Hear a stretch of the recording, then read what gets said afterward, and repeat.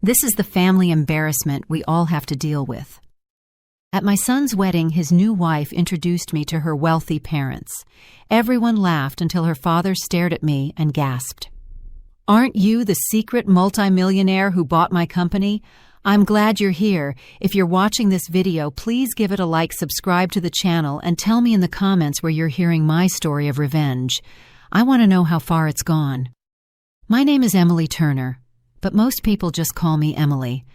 I've spent the last 15 years perfecting the art of being strategically invisible, which turned out to be great preparation for what was coming.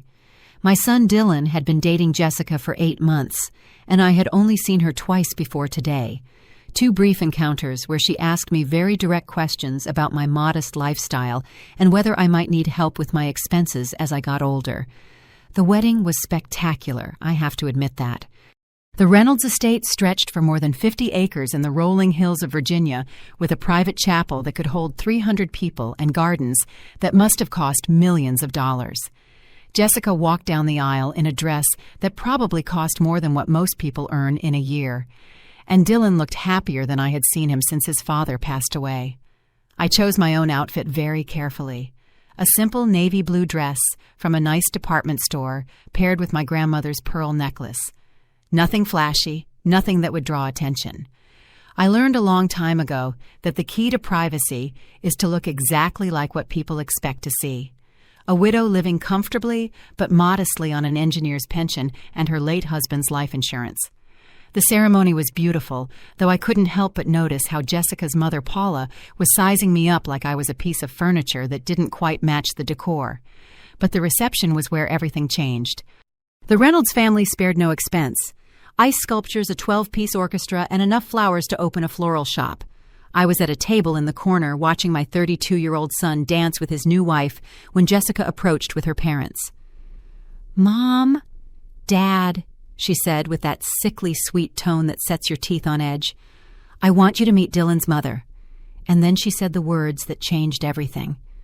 Robert Reynolds' eyes locked onto my face with a look of recognition that made my stomach turn. "Emily Turner," he murmured, and just like that I was no longer invisible. "Wait, aren't you the woman from the Reynolds Holdings acquisition board 3 years ago? Aren't you that mysterious investor who bought my company?" Robert Reynolds' words cut through the noise of the reception like a knife through silk. The color drained from Jessica's face as she looked back and forth between her father and me, her look of superiority replaced by pure confusion. Paula Reynolds' diamond bracelet sparkled as she brought a hand to her neck, and I could almost hear the gears turning in her socialite mind. The truth is, most people don't know what real wealth looks like. They expect diamonds and designer clothes, luxury cars and flashy displays. They don't expect a woman in a simple but elegant dress who shops at normal stores and drives a reliable sedan. That's exactly what I've counted on for the last 15 years. It all started with an invention by my late husband, Thomas, a small piece of technology that revolutionized the efficiency of cell phone batteries. We were both engineers, Thomas and I, working for a tech company in Austin in the early 2000s. When Thomas developed his power management system in 2010, we thought we might be able to retire comfortably. We never imagined we were sitting on a gold mine. The patent was sold in 2012 for $25 million. Dylan was 24 at the time, fresh out of his master's program in marketing, full of dreams of building his own career. That same day, Thomas and I made a decision that would shape the next 13 years of our lives. We told Dylan we had received a nice payout, enough to be comfortable, but nothing extravagant. He never questioned it. He probably assumed it was $1 million or $2 million at most. What Dylan didn't know was that the $25 million was just the beginning. Thomas and I took that money and began to invest it systematically. First in conservative stocks, then in growth companies as we learned the market. Real estate in emerging areas, tech startups with solid foundations. Thomas had a gift for spotting undervalued opportunities before anyone else. By the time he passed away 5 years ago in 2020, our portfolio was worth over $800 million. $800 million. The same amount I used to acquire Reynolds Holdings 2 years after Thomas's death. The irony was delicious. While Jessica was looking down on me and asking if I needed help managing my finances, I had been the anonymous investor who saved her father's company from ruin. The same company he almost destroyed with his reckless ambition and poor debt management, forcing him to sell to what he thought was a corporate investment firm. That firm was a shell company controlled by me. I bought Reynolds Holdings not for revenge, but because its core business was solid despite Robert's mismanagement. It had a good structure, strong client relationships, and talented employees. Under proper financial supervision, it thrived again. The man whose daughter had just called me the family's embarrassment had been living off my business decisions for the last 3 years. "I'm sorry," I said in a low voice, looking directly at Robert. "I think you're confusing me with someone else." But we both knew he wasn't. I could see the memory in his eyes of that boardroom meeting where I sat silently while my lawyers handled the negotiations. Back then, he barely spoke to me, assuming I was just someone's wife there, as a formality. Now, as Jessica stared at us with growing alarm, I realized my carefully guarded privacy was about to become a very big problem.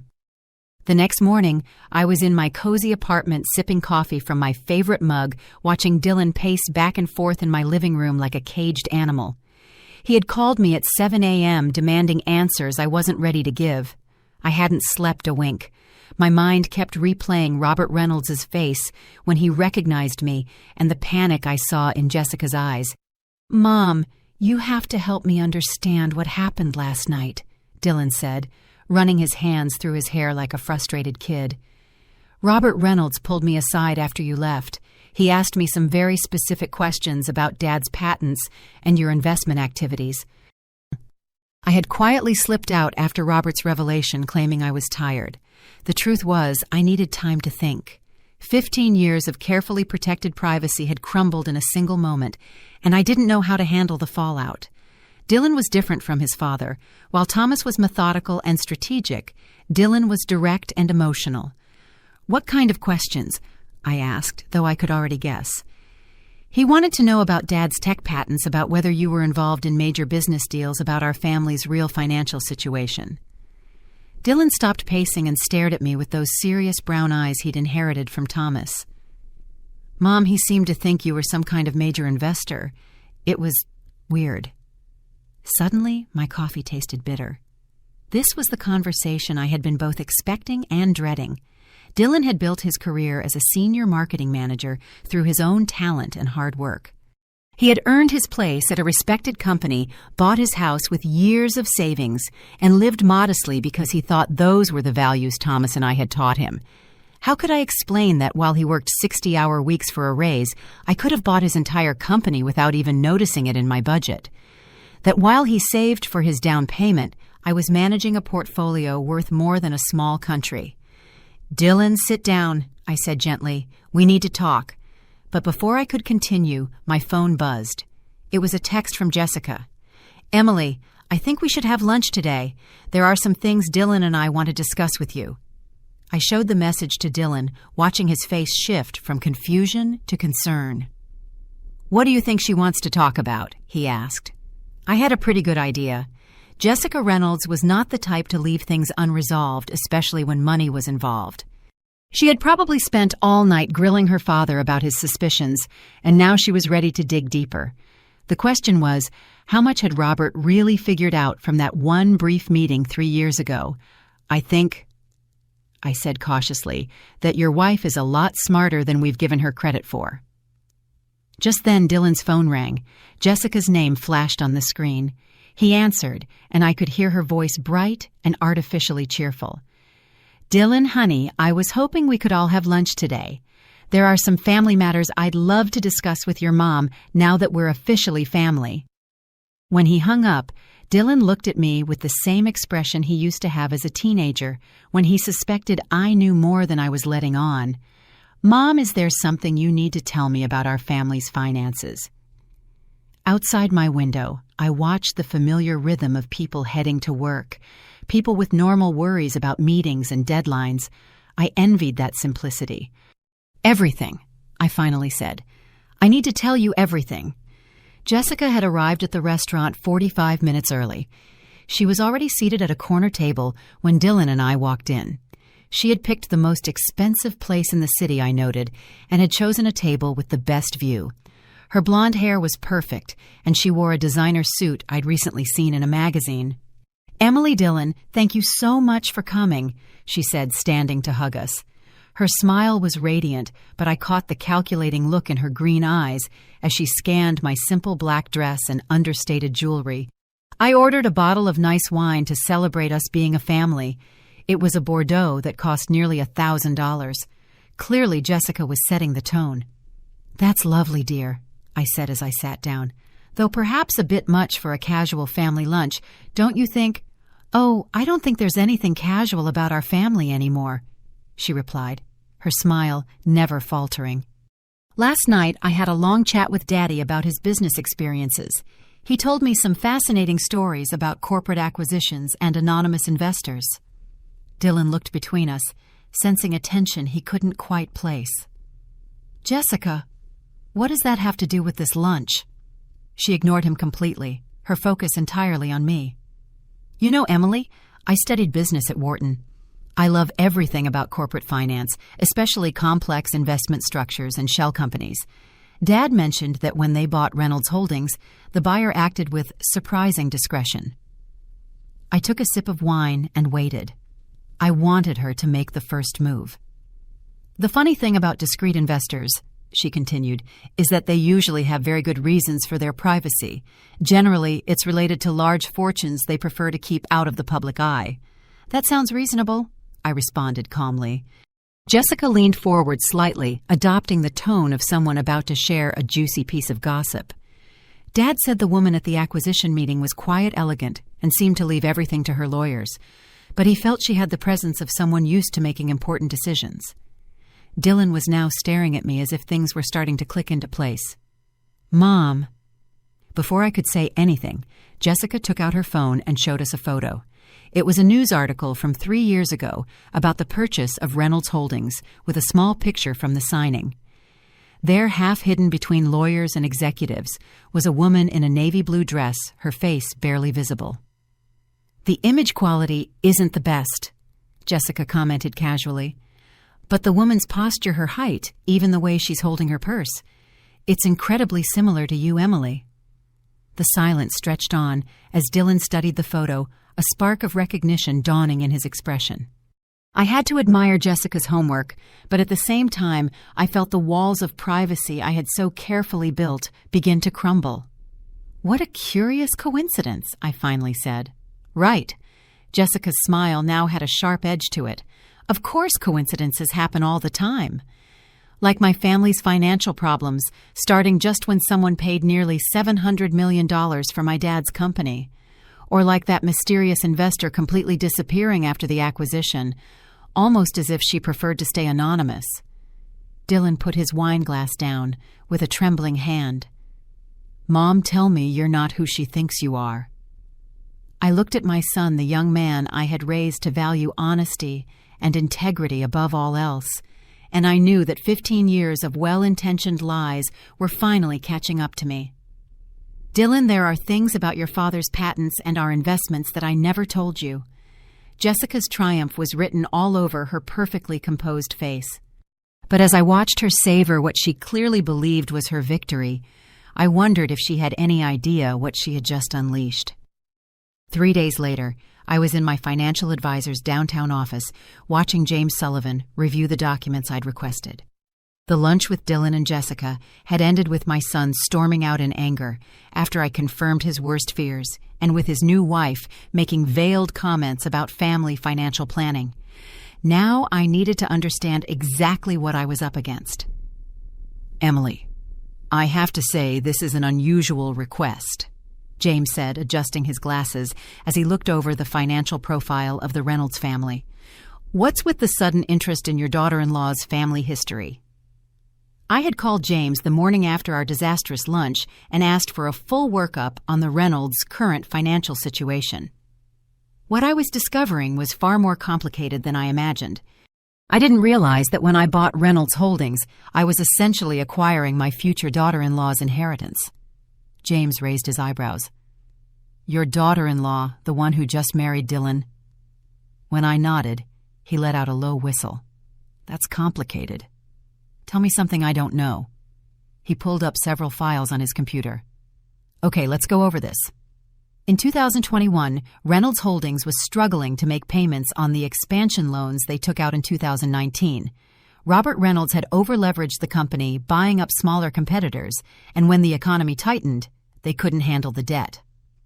I remembered that acquisition well.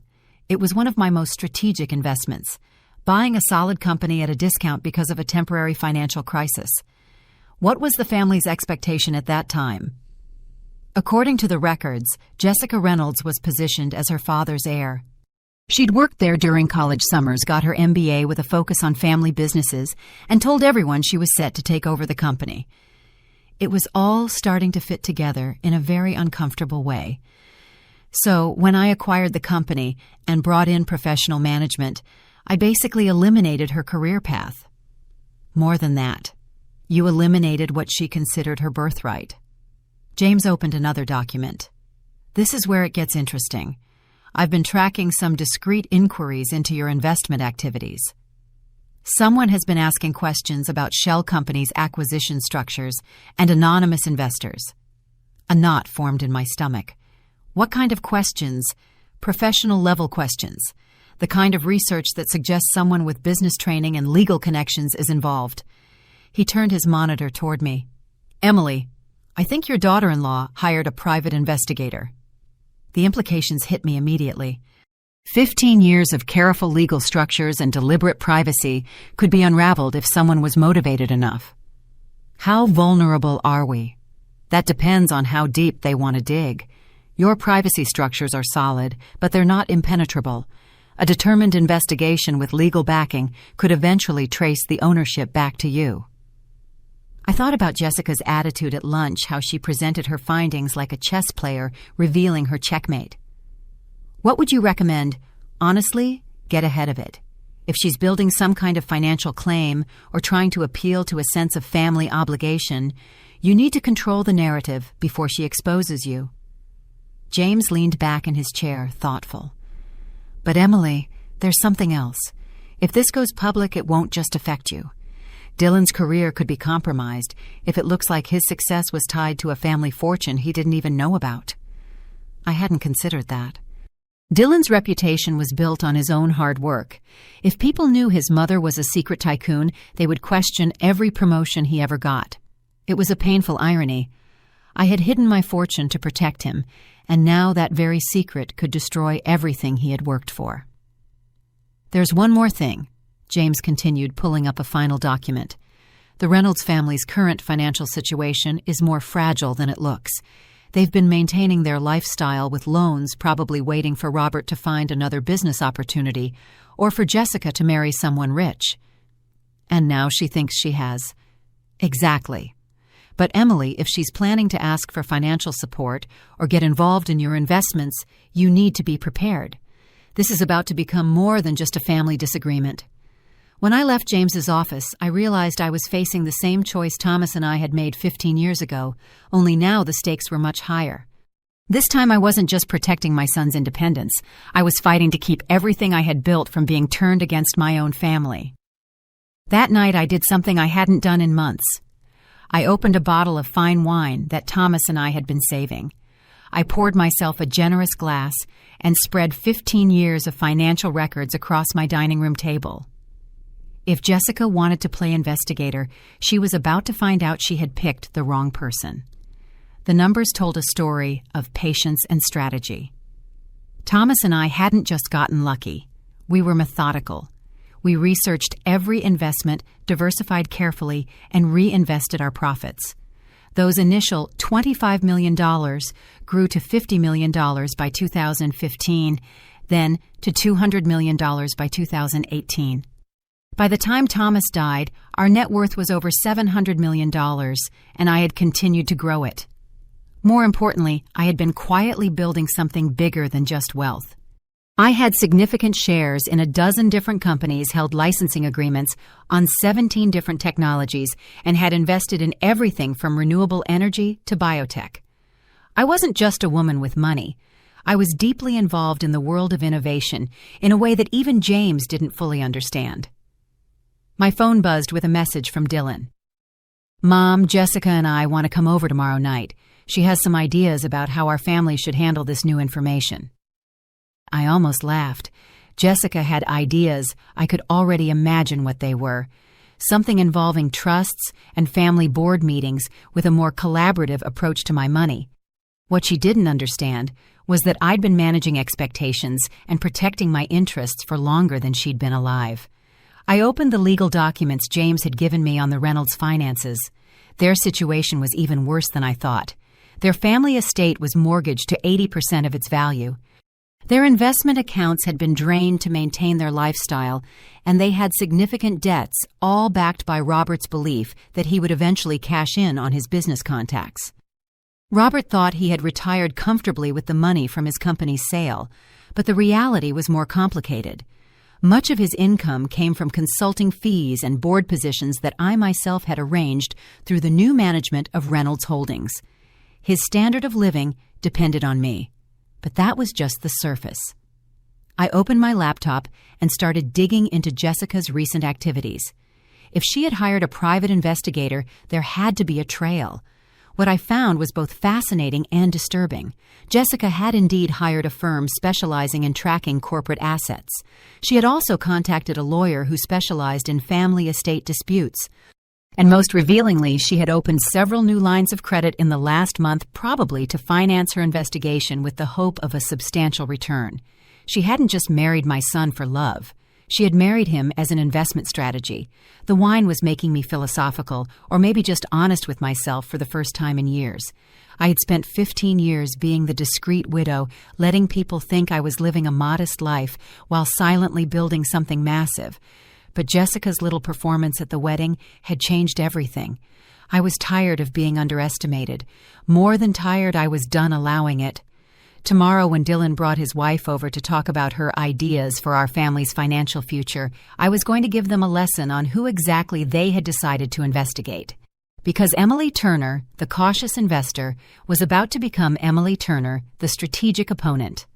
And I'd been winning games for 15 years that other people didn't even know they were playing. Dylan and Jessica arrived at my apartment the next night with the air of diplomats approaching a delicate negotiation. I had prepared for them with a simple cheese and fruit platter and a moderately priced bottle of wine, nothing that would give away my true resources. "Mom, thanks for sitting down with us." Dylan began, his tone cautious. "I know the last few days have been complicated." Jessica was dressed in a sharp business suit. Her Wharton training was evident in both the folder she carried and the way she settled into my armchair. "Emily, I want to start by saying that everything we discuss tonight is for the family. We're all on the same side here." I almost laughed. "Of course, dear. What did you want to talk about?" She opened her folder, revealing several neatly prepared documents. "Well, I've been thinking about our conversation at lunch, and I think we may have gotten off on the wrong foot. I'd like to propose a more collaborative approach to our family's financial planning." "Collaborative how?" "Jessica has some ideas about how we could structure things to benefit everyone," Dylan added, clearly uncomfortable. "The thing is, Emily," Jessica continued, "family wealth works best when it's managed strategically across generations. Dylan and I were talking about creating a structure that protects your privacy but also allows for more transparency in our planning." There it was. I took a sip of wine and waited. "We were thinking of establishing a family foundation, something that would allow us to make charitable donations, gain tax advantages, and coordinate our investments." She pulled out what looked like a preliminary legal draft. "I've already had some initial talks with a lawyer specializing in family wealth management." The nerve was shocking. She finds out I have money and immediately starts planning how to access it, complete with legal consultations and formal proposals. It sounds quite thorough. "The foundation would be led by a board of family trustees," she continued, warming up. "You, me, Dylan, and any children we might have. It would give us all a voice in major financial decisions." Dylan looked at the documents, completely overwhelmed. "Jessica, maybe we should slow down." "Actually, Dylan, I think your wife has put a lot of thought into this," I said calmly. "Tell me, Jessica, what did you have in mind for the initial funding of this foundation?" Her eyes lit up. Well, I thought we could start with something substantial enough to make a real impact. Maybe around $50 million to establish credibility in the philanthropic community.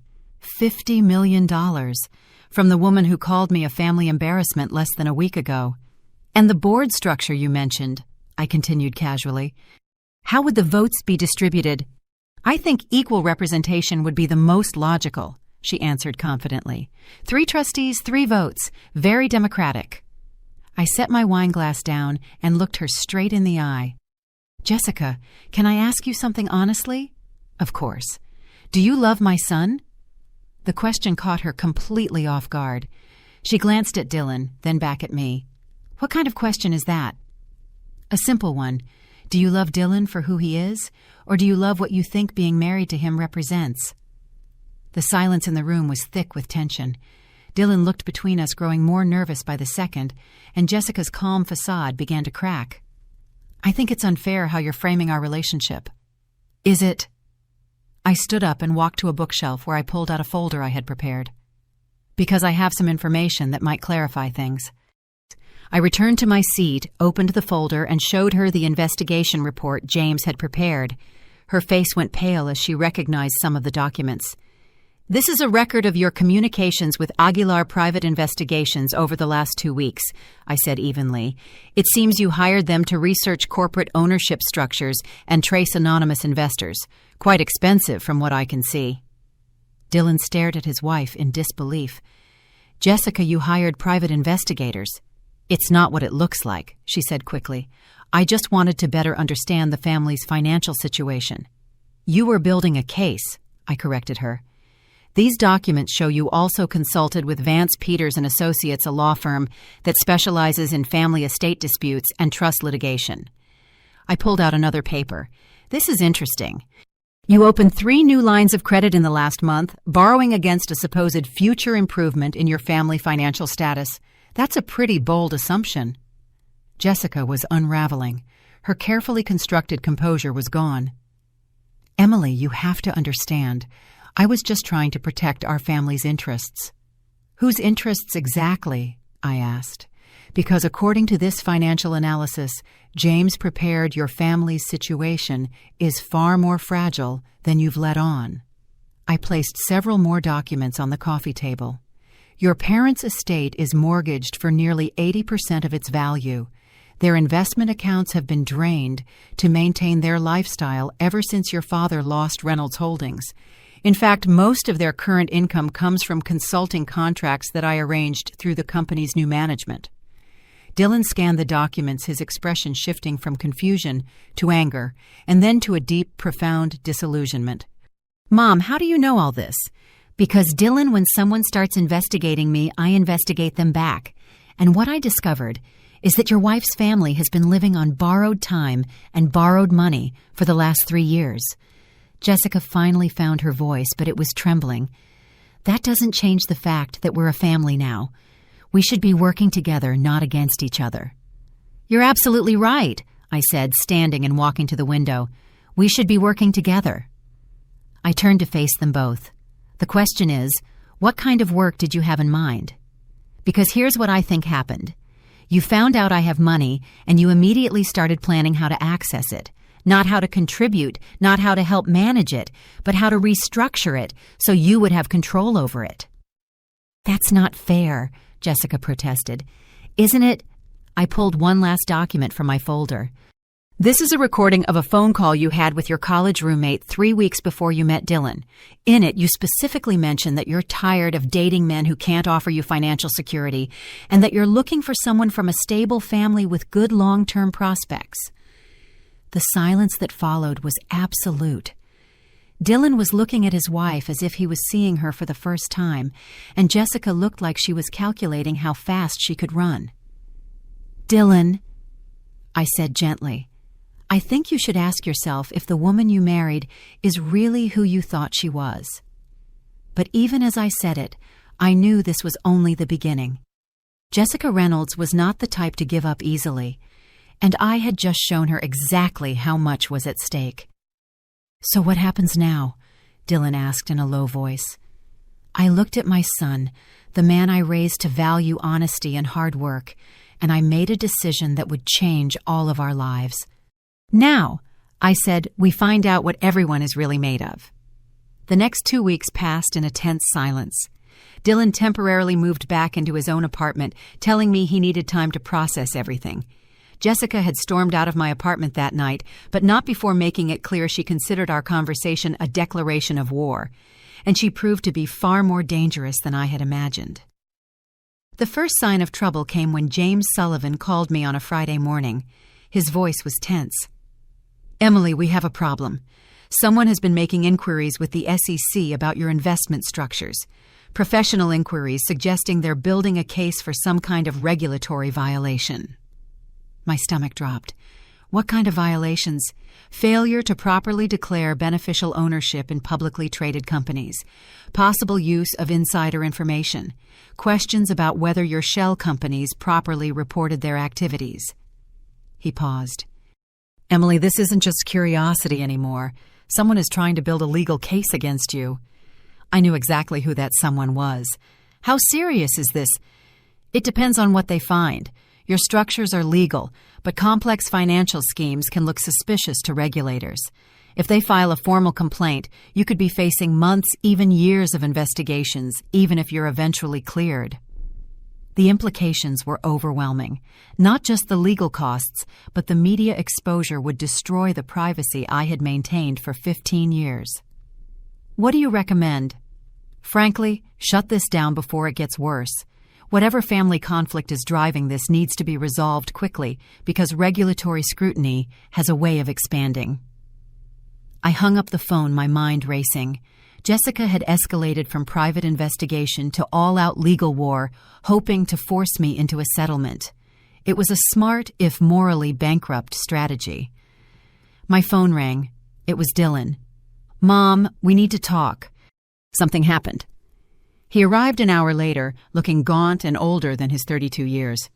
"Jessica filed for legal separation." He said it bluntly. "Her lawyer says she's concerned about potential financial liabilities from undisclosed family assets." I almost admired her thoroughness. By filing for separation, she was legally protecting herself while setting the stage for a divorce negotiation. "I'm sorry, Dylan." "Are you really?"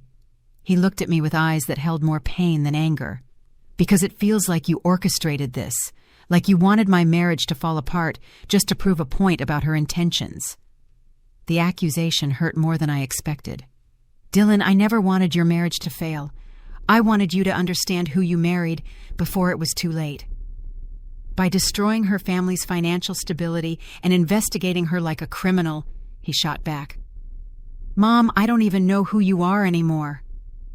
That stung, but I held my ground. "I'm the same person who taught you to value honesty and integrity. The same one who wanted you to succeed on your own merits, not because of family money." "And look how that turned out," he said bitterly. "My wife is leaving me. Her family's finances are in ruins, and my mother is some kind of business tycoon who's been lying to me for 15 years. I wanted to comfort him like when he was a little boy, but the distance between us felt miles wide. "Dylan, there's something else you need to know. Jessica has filed complaints with federal authorities about my investment activities. She's trying to force me into a public legal battle." He stared at me. "What does that mean?" "It means this isn't over. It's just beginning. And I need you to decide if you're going to stand with me or if you're going to let her destroy everything I've built to protect our family." The silence stretched between us. Finally, Dylan looked at me with what seemed like the beginning of understanding. "What do you want me to do?" The meeting took place in James Sullivan's boardroom the following Monday. It was me, Dylan Jessica, her lawyer Mark Vance, and her parents Robert and Paula Reynolds. The air was so tense you could cut it with a knife. "Let's be clear about why we're here," Mark Vance began, smoothing his expensive suit. "My client has discovered that Mrs. Turner has been concealing considerable assets while allowing her son's wife's family to suffer financial hardship. This suggests a deliberate pattern of deception that warrants investigation." James, sitting beside me, responded calmly. "Mr. Vance, Mrs. Turner's financial activities are perfectly legal. Your client's recent complaints to the authorities seem motivated by personal animosity rather than legitimate concerns." Jessica leaned forward. This isn't about personal animosity. It's about family responsibility and transparency. Emily has been manipulating people's lives while pretending to be someone she's not. I finally spoke. Jessica, I have never manipulated anyone. I invested in failing companies and made them thrive. I kept my life private because I prefer discretion. Neither of those things is illegal or immoral. You bought my father's company and let him believe he had failed as a businessman, she shot back. Your father did fail as a businessman, I replied calmly. I saved his company and protected his employees' jobs. Under his management, Reynolds Holdings would have been bankrupt within months. Robert Reynolds, who had been silent, cleared his throat. Mrs. Turner, I appreciate what you did for the company, but you can't deny that you were strategic in hiding your involvement in our family's affairs. Strategic, yes. Deceptive, no. You never asked about my investments, and I was under no obligation to volunteer the information. Mark Vance pulled out a thick folder. Mrs. Turner, we have evidence that you used your financial position to manipulate several situations involving my client's family.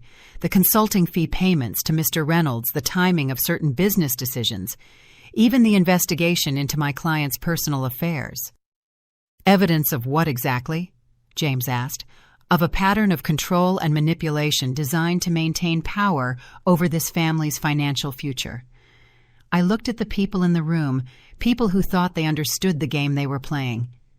Mr. Vance, let me be very clear. I do not control your client's family. I do not owe them money. I do not owe them explanations. And I certainly do not owe them access to my assets. But you do owe your son honesty, Jessica interrupted, and basic respect to your daughter-in-law. Respect? A cold calm settled over me. You introduced me as a family embarrassment at your wedding. You hired investigators to dig into my private life. You filed regulatory complaints to force me into a financial settlement, and now you want to lecture me on respect.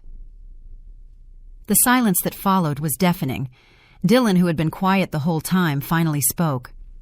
What do you want, Jessica? What will it take to end this? She exchanged a look with her lawyer, then looked directly at me. I want a formal family financial agreement. Something that establishes clear expectations and responsibilities for all parties. What kind of responsibilities? James asked. Mark Vance produced another document. We propose a family trust structure with shared governance. Mrs. Turner would contribute a substantial portion of her assets, approximately $15 million, to the trust, which would be managed by a family council for the benefit of all members. I almost laughed at the audacity. You want me to put my money into a trust controlled by a committee that includes the people who have been investigating me and filing complaints against me? We want a fair arrangement that protects everyone's interests, Jessica said. I stood and walked to the boardroom window, looking down at the street where people were going about their normal lives, oblivious to the financial war being waged 20 floors above. I have a counter-proposal, I said, turning to face the room. Jessica, you have 72 hours to withdraw all regulatory complaints and cease all investigative activities.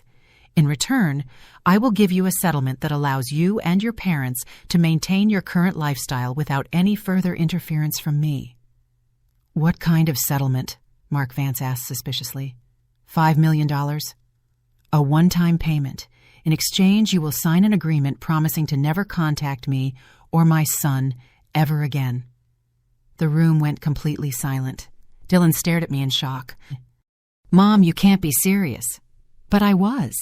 I had just offered $5 million to permanently remove toxic people from our lives, and from the looks on their faces, everyone was beginning to understand just how serious I was about protecting what mattered. $5 million, Jessica repeated slowly, as if testing the words. To never contact Dylan again. That's right. Mark Vance was already doing the math. I could see it in his eyes. $5 million was more than his client could ever hope to win in a lawsuit, and it came without the risk of years of litigation. Mrs. Turner, that's a generous offer, but it seems designed to break up a marriage rather than solve a family conflict. Mr. Vance, that marriage was already broken. I'm just offering to pay for a clean break instead of a messy one. Dylan shot to his feet. Mom, stop. Both of you just stop. He looked around the room with an expression of pure disgust. "This is insane. We're sitting here negotiating the price of my marriage like it's a business deal." "And isn't that exactly what it's been?" I asked softly. He turned to Jessica, his voice full of a pain that broke my heart. "Jessica, I need you to answer something honestly. Did you marry me because you loved me, or because you thought I came from a family with money?" The silence stretched for almost a full minute. "Dylan, that's not a fair question," she finally said. "It's the only question that matters." I watched my son's face as he waited for an answer that never came. In that silence, 15 years of careful choices, financial privacy, and silent protection all crystallized into one single moment of clarity. $5 million, I repeated, looking directly at Jessica. "In addition, I will arrange for your parents to keep their house and for your father to keep his consulting position at Reynolds Holdings. You sign the papers and walk away from my family. And if I refuse," I smiled. And for the first time since this all began, it was a genuine smile. "Then you get nothing. Your parents lose the house, your father loses his income, and you will spend the next several years tied up in lawsuits that will cost you far more than you could ever hope to win." Mark Vance was whispering urgently in Jessica's ear, no doubt explaining the absurdity of refusing. $5 million cash in hand versus years of expensive litigation with an uncertain outcome. "I need time to think about it," Jessica said. "You have until noon tomorrow. After that, the offer expires and you will face the full consequences of the complaints you filed." When the meeting ended, Dylan stayed behind. "Mom, did you really just buy my freedom from my wife?" "No, sweetheart. I just gave you the information you needed to make your own decision." He was quiet for a long time. "And if she takes the money, then you'll know exactly who she was and you can move on with your life. And if she doesn't, you'll still know who she was, and I will make sure she regrets ever trying to manipulate our family." Dylan looked at me with something that looked like a mixture of awe and fear. "When did you become so ruthless?" I took his question seriously. "I think I always was Dylan. I just never had a reason to show it." At 11:47 the next morning, Mark Vance called James Sullivan to accept the deal. By 5 p.m., the papers were signed and the money was transferred. Jessica took the $5 million and vanished from our lives as if she had never existed. Dylan filed for divorce the following week, citing irreconcilable differences. 6 months later, he called me on a Sunday afternoon.